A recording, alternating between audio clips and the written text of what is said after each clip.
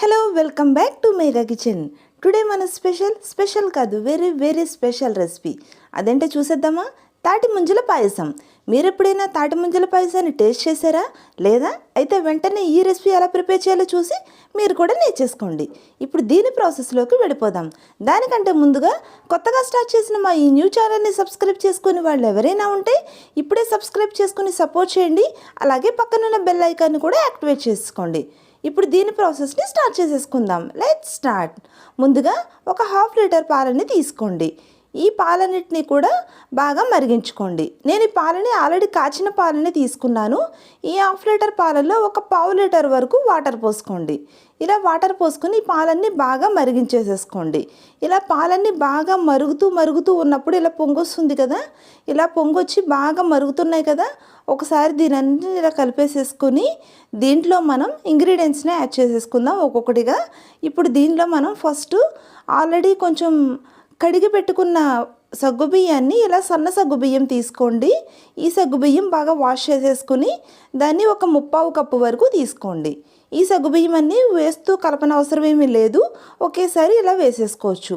ఇలా మనం తీసుకున్న క్వాంటిటీ అంతా ఇందులో వేసేసుకున్న తర్వాత దీని అంతటినీ కూడా ఒకసారి మిక్స్ చేసేసుకుందాం. సగ్గుబియ్యం అంతటినీ పాలలో కలిసేలాగా ఇలా మొత్తం మిక్స్ చేసేసుకోవాలి. ఇలా మిక్స్ చేసేసుకున్న తర్వాత మనం దీని అంతటినీ కూడా మనం వేసుకున్న సగ్గుబియ్యం ఉడికి కొంచెం ఉబ్బుతాయి కదా, అలా వచ్చేంత వరకు దీన్ని ఇలా ఉడికించుకోవాలి. మంటని medium flame to high flame పెట్టుకోవచ్చు.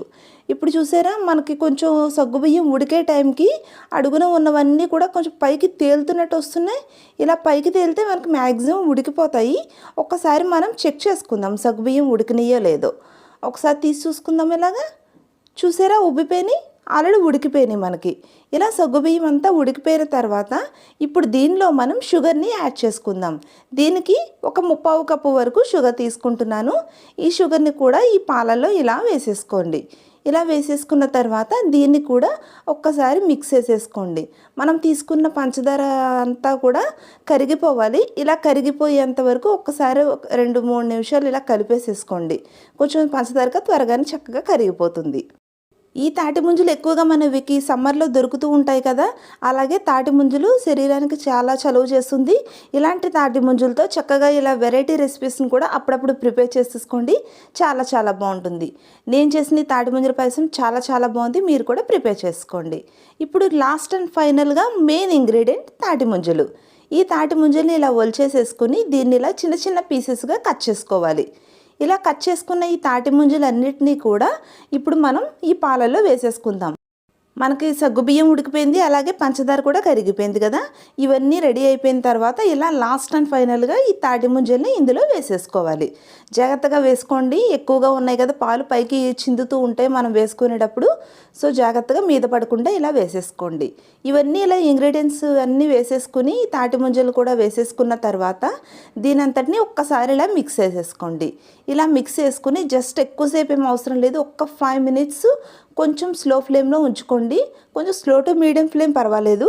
ఒక్క 5 మినిట్స్ ఇలా దీన్ని ఇలా వదిలేసామంటే మనకి తాటి ముంజల పాయసం రెడీ అయిపోతుంది. ఇప్పుడు లాస్ట్ అండ్ ఫైనల్గా మనకి ఇలాగా యాలకుల్ని కొంచెం ఇలా నలకొట్టుకొని వీటన్నిటిని కూడా ఇందులో వేసేసుకోండి. ఇలా వేసేసుకుని ఒక్కసారి దీని అంతటిని ఇలా కలిపేసుకుని మనం అనుకున్న ఒక 5 మినిట్స్ ఉంచేస్తే మనకి చక్కగా తాటి ముంజల పాయసం రెడీ అయిపోయినట్టే.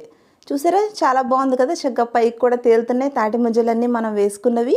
ఒక్కసారి ఈ రెసిపీ ట్రై చేయండి, మీకు చాలా బాగా నచ్చుతుంది. దీన్ని మాత్రం మిస్ అవ్వకండి. ఈ వీడియోని ఇలా స్కిప్ చేయకుండా పూర్తిగా వరకు చూసేసుకుని మీరు కూడా నేర్చేసుకోండి. ఇప్పుడు మనం స్టవ్ మీద ఒక ప్యాన్ పెట్టుకుని దాంట్లో 2 స్పూన్స్ వరకు నెయ్యిని వేసుకుందాం. ఈ నెయ్యి కొంచెం వేడెక్కిన తర్వాత దీనిలో కొద్దిగా జీడిపప్పును వేసుకొని వేయించుకోండి. ఈ జీడిపప్పులన్నీ కొంచెం గోల్డెన్ బ్రౌన్ కలర్ వచ్చేంత వరకు ఇలా వేయించేసుకోండి. ఇలా వేయించేసుకుని మనం అందులో కలుపుకుంటే ఇంకా చాలా బాగుంటుంది. మనకి పాయసం రెడీ అయిపోయింది. దాంట్లో మనం వేసుకోవడానికి జీడిపప్పు కూడా వేయించేసుకుని రెడీగా పెట్టేసుకోవచ్చు.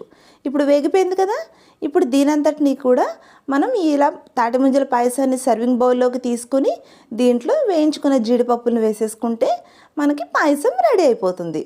చూసారా, బాగుంది కదా, మీరు కూడా వెంటనే ట్రై చేసేసుకోండి. ఎక్కువ కష్టమేమీ లేదు, చాలా ఈజీగానే ప్రిపేర్ చేసుకోవచ్చు. పక్కా కొలతలతో మనం ప్రిపేర్ చేసుకుంటే టేస్ట్ చాలా బాగా వస్తుంది. అందుకే ఈ వీడియోని ఇలా స్కిప్ చేయకుండా మొత్తం చూసేసి చక్కగా నేర్చుకుని మీరు కూడా వెంటనే ప్రిపేర్ చేసేసుకోండి. ఈ రెసిపీ మీకు నచ్చితే లైక్ చేయండి, షేర్ చేయండి, మా ఛానల్ని సబ్స్క్రైబ్ చేసుకోండి.